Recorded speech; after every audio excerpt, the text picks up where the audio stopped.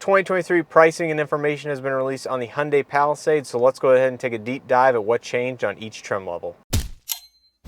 So I did a deep dive for the 2023 Hyundai Palisade in comparison to the 2022 model year. So I want to show you guys what changed in each trim level as well as how much it changed by. So the SE and SEL were the ones that benefited the most here in this mid-cycle refresh. These trims received equipment that was available in 1 to 2 trims higher than it was previously, while receiving a fairly modest price increase considering the amount of new equipment they received. So the SE for 2023 went up $1,350 for the front-wheel drive version and $1,550 for the all-wheel drive version. And I'll go ahead and put up on the screen all the changes that I was able to find, and if it is highlighted, that means it is a benefit to that trim level, meaning that it was previously available only in a higher trim level. So here on the SE, it now receives safe exit assist, which was standard on the SEL before. It also gets 9 airbags standard versus the 7 that was available before. It also gets auto-dimming side mirrors as standard equipment on the Palisade. Now that's a big deal because not even the Limited or Calligraphy before offered auto-dimming side mirrors, so that is now standard on all Palisades. It also gets a more expansive list of driver assistance features that were previously available on the Sel Premium. So these include Highway Driving Assist 1, Intelligent Speed Limit Assist, and NSCC Curve Control. It also gets auto-dimming rear view mirror that was on SEL and up.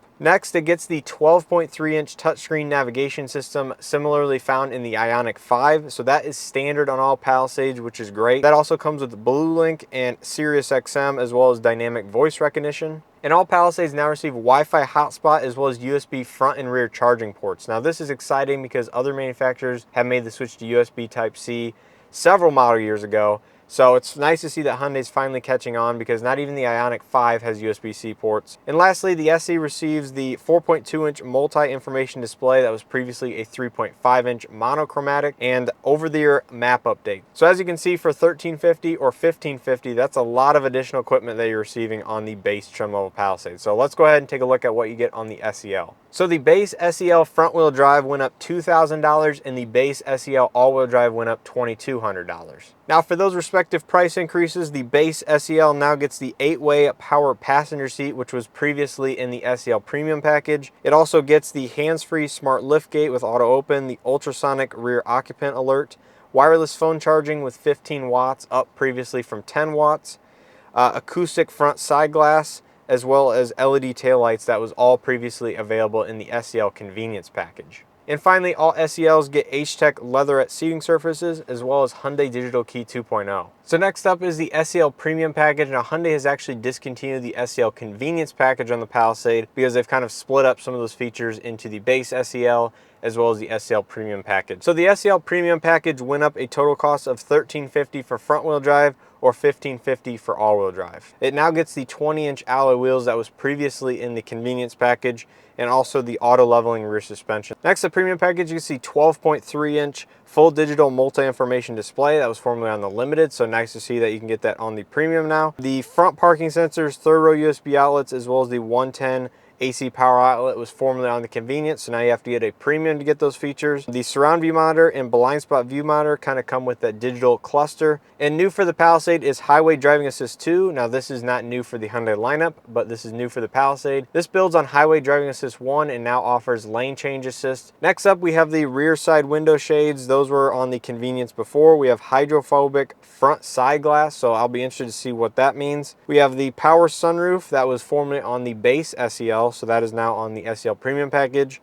We have driver 4-way power lumbar as well as ventilated front and second row seats. Those come from the Limited, so now they're on the Sel Premium, so that is nice to see. And lastly, we have the acoustic rear side glass, which is new for the Palisade, and that should quiet down the cabin even further from the acoustic windshield and the acoustic front side glass. So now that we have most of the glass in the vehicle is the acoustic version, it should be very quiet inside the Palisade. So moving on to the Limited. Now the Limited trim is the one that received the fewest updates and also had the smallest price increase. So the price increase for the Limited was $660 for the front wheel drive or $860 for the all-wheel drive version. For that price increase, there's basically one item to note, and that is you get heated third row seats, and that's all new for the Palisade. So that is on the Limited trim and up. And a couple other features worth noting that came from the Sel Premium before and is now standard on the Limited, so it's a little bit of a downgrade, is that you now get standard leather versus the Napa leather, and you also get the third row power folding, unfolding, reclining seats. And lastly, we have the Calligraphy trim, which went up a total of $1,610 for front wheel drive